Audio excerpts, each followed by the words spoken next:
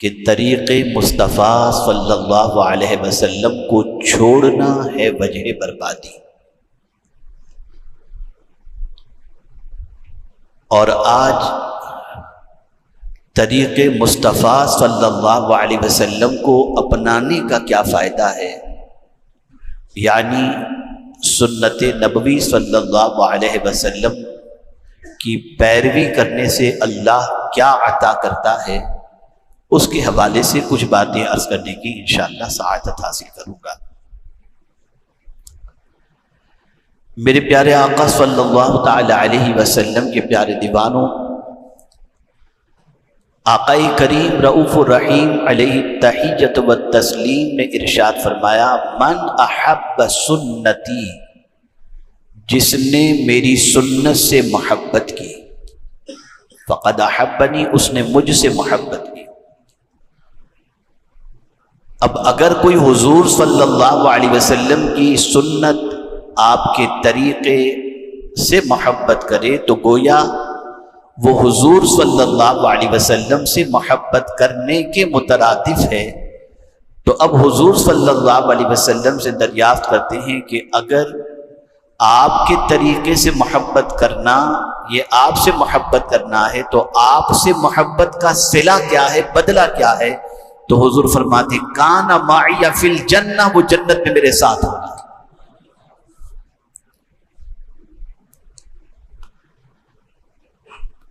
میرے پیارے آقا صلی اللہ تعالی علیہ وسلم کے پیارے دیوانوں، سنت کسے کہتے ہیں؟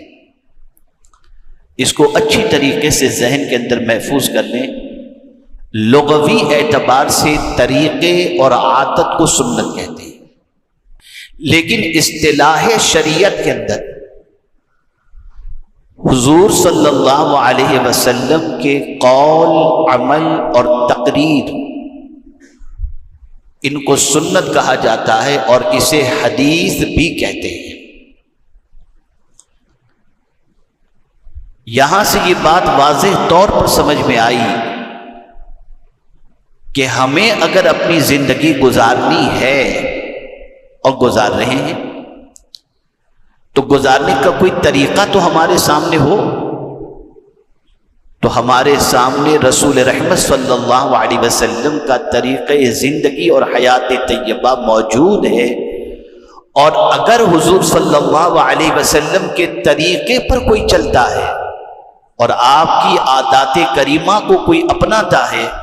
تو میرے آقا صلی اللہ تعالی علیہ وسلم اس بندے کے لیے جنت میں اپنے ذات کا مزدہ جاں فضا عطا فرماتے ہیں۔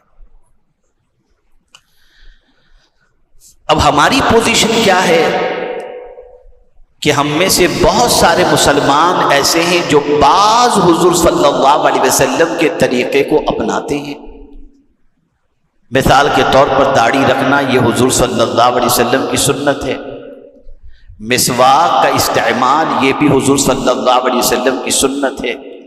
امامہ شریف باندھنا، یہ بھی حضور صلی اللہ علیہ وسلم کی سنت ہے۔ یہ دو چار سنتیں ہم ادا کر لیتے ہیں، اور بہت ساری ایسی وہ سنتیں ہیں جن سنتوں پر عمل کر کے انسان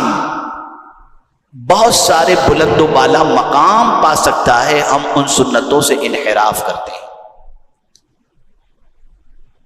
میرے پیارے آقا صلی اللہ تعالی علیہ وسلم کے پیارے دیوانوں، یہی وجہ ہے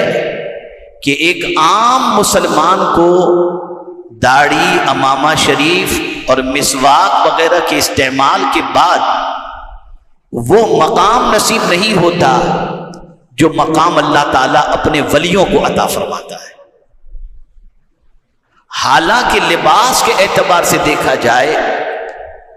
رہائش کے اعتبار سے دیکھا جائے تو اللہ کے ولیوں کی زندگی کا لباس اگر آپ دیکھیں اور ان کی رہائش دیکھیں اور ان کی خوراک دیکھیں تو عقل تنگ رہ جائے گی۔ لیکن میرے پیارے آقا صلی اللہ علیہ وسلم کے پیارے دیوانوں، لوگ ان کی غلامی پر فخر کرتے ہیں اور ان کی غلامی کو اپنے لیے سب کچھ تصور کرتے ہوئے نظر آتے ہیں۔ وجہ کیا ہے؟ وجہ یہ ہے کہ کسی بھی سنت پر ان کا عمل اپنی ذات کے لیے نہیں ہوتا، ذات سے مراد دنیاوی فائدے کے لیے نہیں ہوتا، بلکہ سنت پر عمل اس لیے ہوتا ہے کہ یہ تو میرے مصطفیٰ کا طریقہ ہے۔ اس کو میں ایک بہت اچھی طرح سے سمجھا دوں، جتنے بھی اس وقت یہاں پر جمعۃ المبارکہ میں موجود ہیں جو غیر شادی شدہ ہیں، وہ اپنی نیت کو درست کر لیں، آگے ان کا شادی کا ارادہ بھی ہوگا، اللہ ان کے لیے بہتر رشتہ عطا فرمائے۔ حضور صدر الشریعہ علیہ الرحمۃ والرضوان نے ارشاد فرمایا کہ اگر کوئی شخص نکاح کرتا ہے اور نکاح کے وقت اس کی نیت یہ ہوتی ہے کہ میں اپنی خواہش کو پوری کروں گا، تو نکاح تو ہو جائے گا لیکن سنت پر عمل کا ثواب نہیں مل سکتا، اس لیے کہ اس کی نیت میں سنت پر عمل کا خیال نہیں تھا، اور نہ نیت یہ تھی کہ میں سنت پر عمل کر رہا ہوں، بلکہ نیت کیا تھی؟ اپنی خواہش کو پوری کرنا۔ تو جو بھی رسول رحمت صلی اللہ تعالی علیہ وسلم کی سنتیں ہیں، ان ساری سنتوں میں اللہ نے دنیاوی فائدہ بھی رکھا ہے اور اخروی فائدہ بھی رکھا ہے، لیکن ہم فائدے کی نیت نہ کریں، ہم سنت مصطفیٰ کی نیت کریں۔ اس کو ذہن میں اچھی طریقے سے محفوظ کر لیں۔ اب میں آپ کو 2-3 سنتوں کے بارے میں بتاؤں، وہ سنتیں یعنی 2-3 صحابہ کرام علیہ الرضوان کے عمل بالسنہ کے حوالے سے جذبے کو بتاؤں، اور پھر ہم اپنی زندگی کا جائزہ لیں۔ آئیے سب سے پہلے سیدنا صدیق اکبر رضی اللہ تعالیٰ عنہ کی زندگی کو دیکھیں اور اتباع سنت کا معاملہ دیکھیں۔ سیدنا صدیق اکبر رضی اللہ المولا تبارک و تعالی عنہ کا ایک غلام تھا۔ ایک روز بازار سے وہ کوئی چیز خرید کر لایا اور لا کر اس نے سیدنا صدیق اکبر رضی اللہ تعالی عنہ کو پیش کیا۔ سیدنا صدیق اکبر رضی اللہ تعالی عنہ نے اسے کھا لیا، لیکن کھانے کے فوراً بعد خیال آیا کہ پوچھوں تو صحیح اس سے کہ یہ لایا کہاں سے، اس کے پاس پیسے کہاں سے آئے۔ تو غلام سے پوچھا صدیق اکبر رضی اللہ تعالی عنہ نے کہ یہ کہاں سے تم نے خریدا اور کس پیسے سے تم نے خریدا؟ تو اس نے کہا کہ حضور، زمانہ جاہلیت کے اندر یعنی پہلے میرا معاملہ ایسا تھا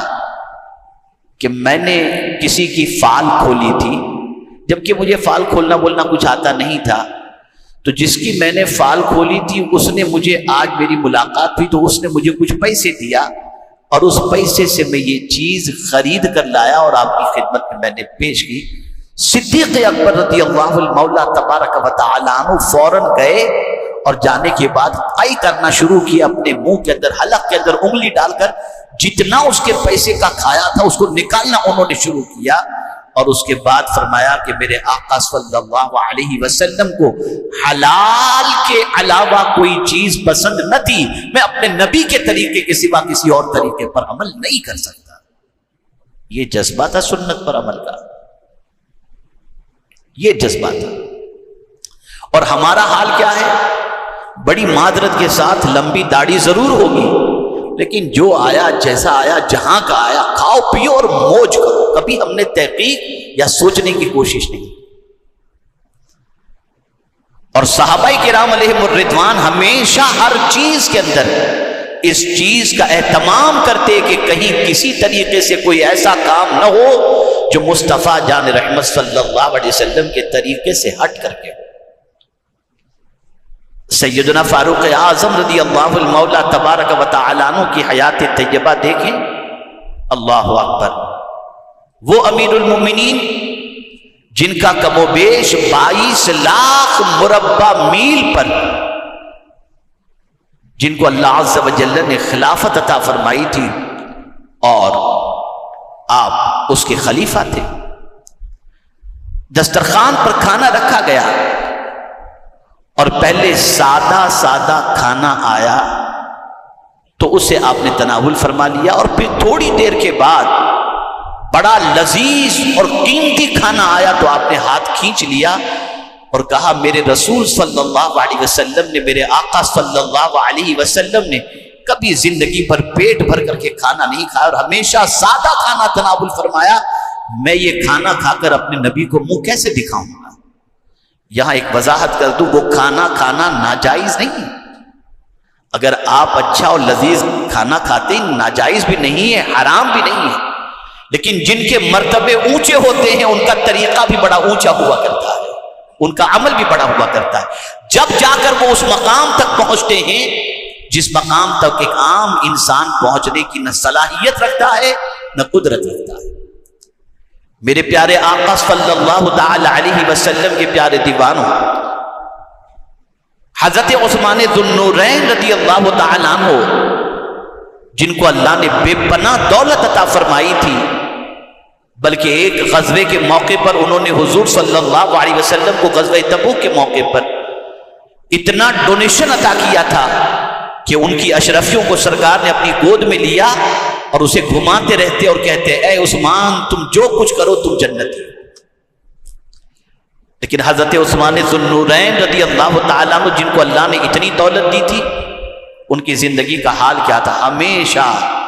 خوف خدا کی وجہ سے روتے رہتے تھے، ہمیشہ روتے رہتے تھے۔ اے رسول رحمت صلی اللہ علیہ وسلم کے پیارے دیوانوں، اور جس ہاتھ سے رسول اعظم صلی اللہ تعالی علیہ وسلم کی بیعت انہوں نے کی تھی، کبھی اس ہاتھ سے نجاست کو انہوں نے چھوا تک نہیں، اس کا ہمیشہ احترام کرتے رہے، ادب کرتے رہے اور اس ہاتھ کو محفوظ رکھتے رہے۔ اور اب ایک سنت بتا دیں، دو سنتیں آج بتاؤں گا تاکہ آج کچھ سیکھ کر کے آپ جائیں اور یہ عزم کریں، یہ دل و دماغ کے اندر یہ بات محفوظ کر لیں کہ اگر جنت میں حضور صلی اللہ علیہ وسلم کا ساتھ چاہیے تو ان ہیرو ہیروئن اور دنیا کے مالدار اور دنیا کے طاقتور لوگوں کے طریقے پر چل کر جنت اور حضور کا ساتھ نصیب نہیں ہو سکتا۔ حضور کا ساتھ نصیب ہوگا تو حضور کے طریقے پر عمل کر کے ہی ہو سکتا ہے۔ اور یہاں یہ بات واضح طور پر سمجھ میں آ گئی کہ حضور صلی اللہ علیہ وسلم کے طریقے پر عمل کر کے صرف جنت ہی نہیں ملے گی، جنت میں بھی حضور کا ساتھ نصیب ہو جائے گا۔ اب سنیے، ایک بار مولا علی کرم اللہ تعالی وجہ الکریم کو، آپ سب بائک چلاتے ہیں، کار چلاتے ہیں، مختلف سواریوں میں سفر کرتے ہیں، یہ سنت، ایک سنت شاید پیش کرنے کا موقع بھی ہے، میں آپ کو بتاتا ہوں۔ مولا علی کرم اللہ تعالی وجہ الکریم سواری پر سوار ہونے کے لیے پہلا قدم آپ نے رکھا تو پڑھا بسم اللہ، یعنی بسم اللہ الرحمن الرحیم۔ جب سواری پر بیٹھ گئے تو کہا الحمدللہ، اور جب سواری شروع ہونے والی تھی اس سے پہلے آپ نے پڑھا سبحان الذی سخر لنا ھذا وما كنا له مقرنین وانا الى ربنا لمنقلبون، اور پھر آپ نے پڑھا سبحانک انی ظلمت نفسی فاغفر لی فإنہ لا یغفر الذنوب الا انت، اور اس کے بعد مسکرائے۔ کیا کیا انہوں نے؟ بولیے مسکرائے۔ تو لوگوں نے کہا امیر المؤمنین یہ کیا بات ہے، آج آپ سواری پر سوار ہونے کے بعد جب آپ نے یہ پڑھ لیا تو آپ کے چہرے پر مسکراہٹ تھی، مسکرانے کی وجہ؟ تو فرماتے ہیں کہ آقا کریم صلی اللہ تعالی علیہ وسلم کو میں نے سواری پر اس طرح سوار ہوتے دیکھا کہ سرکار نے قدم رکھا صلی اللہ علیہ وسلم تو بسم اللہ شریف، بیٹھ گئے تو الحمدللہ اچھی طریقے سے بیٹھ گئے الحمدللہ، پھر سفر کی دعا، اور پھر اس کے بعد حضور صلی اللہ علیہ وسلم نے سبحانک انی ظلمت نفسی فاغفر لی فإنہ لا یغفر الذنوب الا انت، اتنا حضور صلی اللہ علیہ وسلم پڑھے اور پڑھ کر سرکار مسکرائے۔ تو میں نے سرکار سے مسکرانے کی وجہ پوچھی، جیسی تم نے مجھ سے پوچھی کہ کیا وجہ ہے مسکرانے کی، تو میں نے بھی حضور صلی اللہ علیہ وسلم سے اس کی وجہ پوچھی کہ سرکار مسکرانے کی وجہ کیا ہے؟ تو آقا کریم صلی اللہ علیہ وسلم نے ارشاد فرمایا، جب کوئی بندہ اللہ سے معافی مانگتا ہے، سبحان اللہ، جب کوئی بندہ اللہ سے معافی مانگتا ہے تو اللہ کو بہت اچھا لگتا ہے، اور اللہ فرشتوں سے فرماتا ہے میرا بندہ جانتا ہے نا کہ میں معاف کرنے والا ہوں، تبھی تو یہ معافی مانگ رہا ہے، یہ کہہ کر حضور مسکرائے تو میں بھی اس وجہ سے مسکرا اٹھا۔ یعنی آپ اندازہ لگائیں رسول رحمت صلی اللہ علیہ وسلم کی اس ادا کو بھی صحابہ چھوڑنے کے لیے تیار نہیں تھے، بلکہ اس ادا کو اپنا کر مصطفیٰ جان رحمت صلی اللہ علیہ وسلم کی سنت کو زندہ کرتے تھے۔ آج سنت کی پامالی ہو رہی ہے، آج رسول اعظم صلی اللہ علیہ وسلم کے طریقے کو چھوڑا جا رہا ہے، اور آج تاجدار کائنات صلی اللہ علیہ وسلم کے طریقے پر عمل کرنے والوں کو حقارت کی نظر سے دیکھا جاتا ہے۔ داڑھی رکھ لے، لڑکی نہیں ملتی جلدی سے، برقع پہن لے، رشتہ جلدی سے نہیں آتا، الا ماشاء اللہ۔ حالات اتنی تیزی سے خراب ہو رہے، اب تو سب کو دنیا ماڈرن یہی ساری چیزیں چاہیے۔ تو اپنی سوچ کو بدلو، اور اس شعر پر میں اپنی گفتگو کو ختم کرتا ہوں کہ ہمیں کرنی ہے شہنشاہ بطحا کی رضا جوئی، وہ اپنے ہو گئے تو رحمت پروردگار اپنی۔ اگر ہم حضور کے طریقے کو اپنا لیں گے تو حضور ہمارے ہو جائیں گے، اور اگر حضور ہمارے ہو گئے تو اللہ کی رحمت بھی ہماری ہو جائے گی، اور پھر جہاں جائیں گے اللہ ہمیں دنیا اور آخرت میں سرخروئی عطا فرمائے۔